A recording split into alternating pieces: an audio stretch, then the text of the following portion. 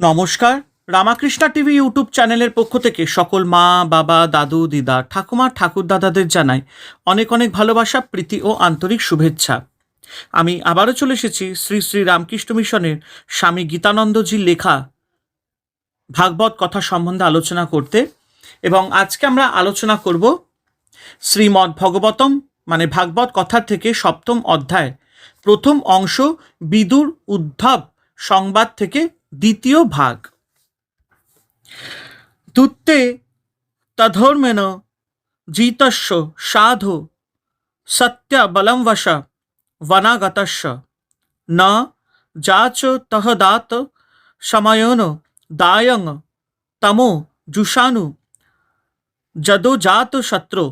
অর্থাৎ সত্যাশ্রয়ী অজাতশত্রু যুধিষ্ঠির পাশা খেলায় অন্যায়ভাবে পরাজিত হলেন, তবুও তিনি সত্য রক্ষার জন্য বনগমন করেছিলেন, কিন্তু বনবাসের সময় উত্তীর্ণ হলেও পূর্ব শর্তা অনুযায়ী ধৃতরাষ্ট্র মোহের বশে যুধিষ্ঠিরের প্রাপ্য রাজ্যাংশ ফিরিয়ে দিলেন না। বিদুর তখন ঠিক করলেন যে এই অন্যায়কারীদের সংস্রবে আর থাকা উচিত নয়। যদা চ পার্থ প্রহিত সভায়াং জগদ্গুরুর জানি জগাৎ কৃষ্ণা না তানি পুংসামৃতায়নানি রাজরু মেনে ক্ষত পুণ্যলেশ। অর্থাৎ যখন সর্বজন পূজ্য শ্রীকৃষ্ণ অর্জুন কর্তৃক প্রেরিত হয়ে কুরু রাজসভায় এসেছিলেন, তখন তিনি সকলের মঙ্গলের জন্য পাণ্ডবদের ঋতরাজ্য ফিরিয়ে দিতে বলেছিলেন। শ্রীকৃষ্ণ সেই রাজসভায় যে সুপরামর্শ দিয়েছিলেন তা বিদুর, ভীষ্ম প্রভৃতি সভাসদদের কাছে পরম সুখকর এবং অমৃততুল্য হিতকারী বলে মনে হলেও রাজা ধৃতরাষ্ট্র, যার পুণ্যফল প্রায় শেষ হয়ে এসেছিল, সেই তিনি ভগবান শ্রীকৃষ্ণের উপদেশও গ্রহণ করলেন না। ধৃতরাষ্ট্রের পুণ্যফল প্রায় শেষ হয়ে এসেছিল বলার উদ্দেশ্য এই যে তার আর সমস্ত পুণ্যফল শেষ হয়েছিল, কেবল আরও কিছুদিন রাজ্যভোগের পুণ্যফল অবশিষ্ট ছিল। বিদুর ভাবলেন, ভগবান শ্রীকৃষ্ণের কথাও যারা মানে না তাদের ধ্বংসের আর দেরি কি, সুতরাং গৃহত্যাগ করে বনে যাওয়াই তিনি শ্রেয় মনে করলেন।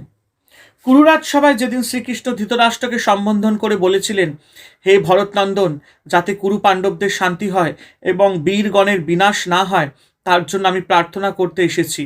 আপনাদের বংশ সকল রাজবংশের শ্রেষ্ঠ, এই মহাবংশে আপনার নিমিত্ত কোনো অন্যায় কর্ম হওয়া উচিত নয়। দুর্যোধনাদি আপনার পুত্রগণ অশিষ্ট মর্যাদাজ্ঞ শূন্য, মাফ করবেন, মর্যাদা জ্ঞান শূন্য ও লোভী। এরা ধর্মাদি পরিহার করে নিজের শ্রেষ্ঠ আত্মীয়দের সঙ্গে নিষ্ঠুর ব্যবহার করেছে। কৌরবগণের ঘোর বিপদ উপস্থিত হয়েছে, আর আপনিও যদি উপেক্ষা করেন তবে পৃথিবী ধ্বংস হবে। আপনি ইচ্ছা করলে এই বিপদ নিবারিত হতে পারে।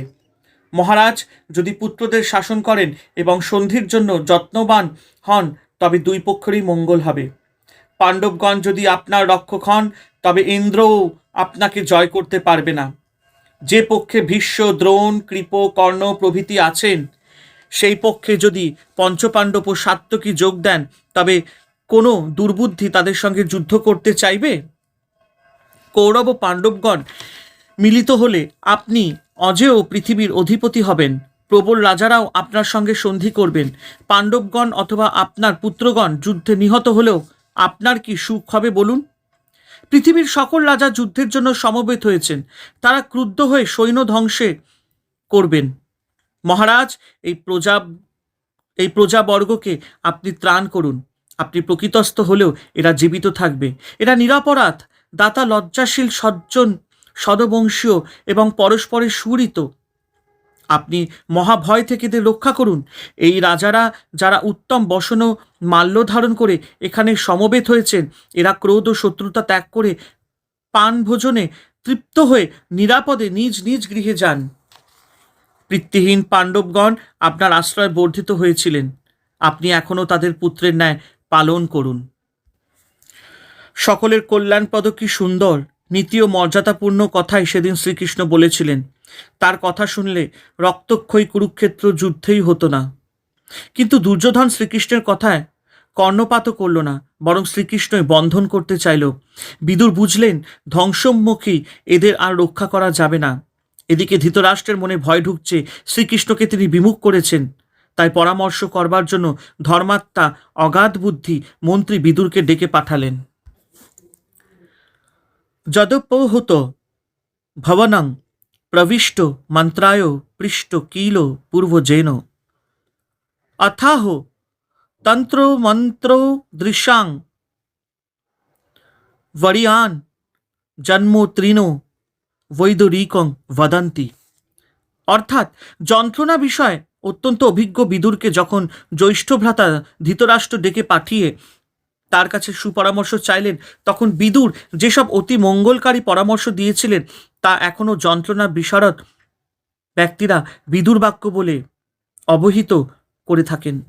রাজ্য লোলুপ দুর্যোধনের কুপরামর্শে এবং পুত্র স্নেহে হিতাহিত জ্ঞানশূন্য রাজা ধৃতরাষ্ট্র পাণ্ডবদের প্রতি বহু অন্যায় ব্যবহার করেছেন। তাতে তার মনে মাঝে মাঝে বিবেকের দংশন হতো। তাই একদিন তিনি পাণ্ডবদের রাজ্যাংশ ফিরিয়ে দেবার বিষয় দুর্যোধনকে না জানিয়ে বিদুরের পরামর্শ চেয়েছিলেন। জিজ্ঞাসিত হয়ে বিদুর তখন 3টি শ্লোকে ধৃতরাষ্ট্রকে যে পরামর্শ দিয়েছিলেন তা এতই সমীচীন এবং ধৃতরাষ্ট্রের পক্ষে হিতকারী ছিল যে মন্ত্রী সম্প্রদায়ের কাছে এখনও বিদুরের সেই পরামর্শ বৈদুরিক বিদুর বাক্য নামে প্রসিদ্ধ হয়ে আছে। বিদুর পরামর্শ দিয়েছিলেন, অজাতশত্রু প্রতিযচ্ছ দায়ং তিতিক্ষত্ত দুর্ভিসহং তবাগ সহানুজ যত্র বৃকোদরাহি শাসন রুষা যত তমলং বিভেষী। অর্থাৎ অজাতশত্রু যুধিষ্ঠির আপনার অসহনীয় অপরাধ সহ্য করে যাচ্ছেন। যতুগৃহ দাহ, সভার মাঝে দ্রৌপদীর অপমান প্রভৃতি অতি জঘন্য অত্যাচার আপনার পুত্রেরা পাণ্ডবদের প্রতি করেছে, কিন্তু আপনি তাদের বাধা দেননি। সহ্য করা যায় না এমন অপরাধ করলেও যুধিষ্ঠির কিন্তু আপনাকে কিছু বলেননি, কারণ সে অজাতশত্রু। কারোর প্রতি শত্রুতা করা তার স্বভাব বিরুদ্ধ। এমন যে ধার্মিক যুধিষ্ঠির, তার রাজ্যাংশ তাকে ফিরিয়ে দিন, নইলে আপনার মহা অকল্যাণ হবে।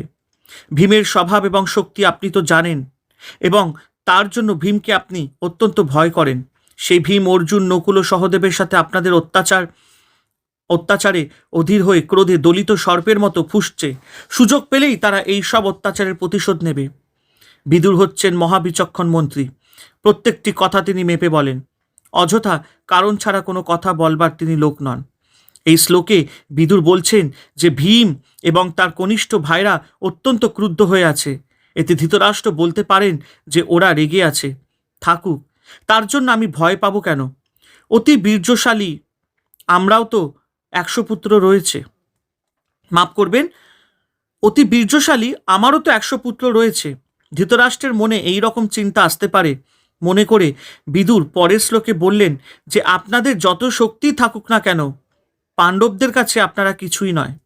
পাণ্ডবদের যে একটি অসাধারণ শক্তি আছে তা আপনাদের নেই। ভগবান শ্রীকৃষ্ণ হলেন পাণ্ডবদের সেই শক্তি। কৃষ্ণ বলে তারা বলিয়ান। পার্থাংস্তু দেব ভগবান মুকুন্দ গৃহীতবান সক্ষিতি দেব দেব আস্তে স্বর্পুজং যদু দেব দেব বিনির্জিতা শেষ নি দেব দেব। অর্থাৎ বিদুর ধৃতরাষ্ট্রকে বলছেন, শ্রীকৃষ্ণকে মানুষ বলে ভাববেন না। তিনি সাক্ষাৎ ভগবান, মানুষরূপে পৃথিবীতে অবতীর্ণ হয়েছেন। সমস্ত ত্রৈশী শক্তি তার করতলগত। সেই কৃষ্ণ পাণ্ডবদের আত্মীয় রূপে গ্রহণ করেছেন। শ্রীকৃষ্ণের পিতা বসুদেব হচ্ছেন পাণ্ডব জননী কুন্তির ভাই, সুতরাং কুন্তি হচ্ছেন শ্রীকৃষ্ণের পিসিমা।